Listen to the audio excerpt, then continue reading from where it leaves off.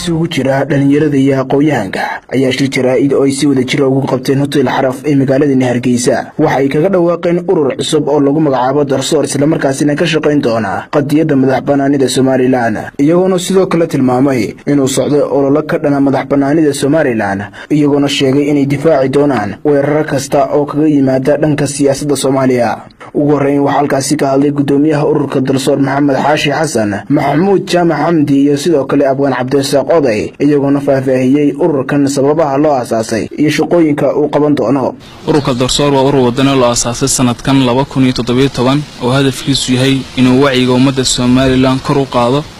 dhinaca arrimaha danta guud ee wadaniyada ururka Darsoor guud ahaan wuxuu ka kooban yahay 760 xubnood oo dhamaantood ah miidii iyo maaxtii dhalinyarada aqoonyahanka Jamhuuriyadda Soomaaliland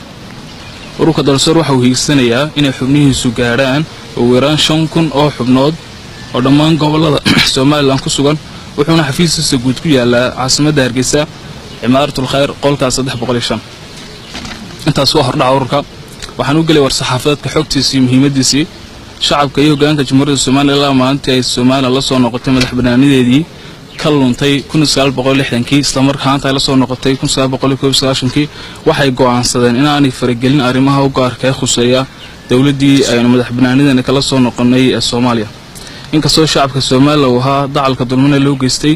xasuuqa iyo burburka ballaaran waxaa dhacday in social media baraha loo yaqaan ay ku faafiyaan warar been abuura iyo cabsi iyo jahwareer ay ku abuurayaan shacabka Jamhuuriyadda Soomaaliland saadaraada ururka wadaniga Darsoor wuxuu go'aansaday inuu maanta daahfuro olole ballaaran oo wejigiisu koowaad yahay kan halkan maanta u fadhino shacab yahow wanaagsan oo goobta hadad hore u tiri annagu xamar dooni mayno xumaan u geysan mayno adigoo lagu geystay dib badan haddaba ogsoono maanta in kuwii hore ku dhibay ay maanta isu diyaarinayaan inay mar labaad masiirkaaga mustaqbalkaaga ay ka baabiyaan sida uga shacabka Soomaaliland waxaan leenahay la baraarugo hana loo midoobo qarannimada iyo wadajirka Jamhuuriyadda Soomaaliland laba olole ballaaran ayuu ururku maanta laga bilaabo ka sameynaya social media waxa loo yaqaano saawgeed dhammaan shacabka Soomaaliland waxaan ka codsanaynaa inay baraha ama deegaaladan ku leenahay sida Facebook iyo YouTube-ka ay kala socdaan xogahan soo galino isla marhaanta ay ka qayb qaataan xukuumadda Jamhuuriyadda Soomaaliland waxaan aad uga codsanaynaa nagu gacan qabato taageero xoog iyo xoolaba leh isla marhaantana ay ku daran howlfudeydin saan u awoodno inaan ololahan u gaarsino dhammaan gobolada Jamhuuriyadda Soomaaliland isla markaana aan kor ugu tagno aan ka hortagno weerarada qaawan ee iga soo socda madaxda artuuqdaha arsoo jeestadii la jilcila saaray wixii caga jugleynaya ahaa juuliskiya cayda jirxuyo wixii la igu dhisaa kooma jeedo jujuubkuma cabaan oo shimbiro jaahil baa tahay mar labaad miyaa laygu jiqi jaraskii aan yaalay gobonimada waa loo jarwacay loona jiid go'ay jihaad iyo dib baa loo mariyo jaxar colaadeeda jabhad iyo kul baa loo galiyo jaan kastoo adaga jamjamay ku timid awgayo waan soo jabaye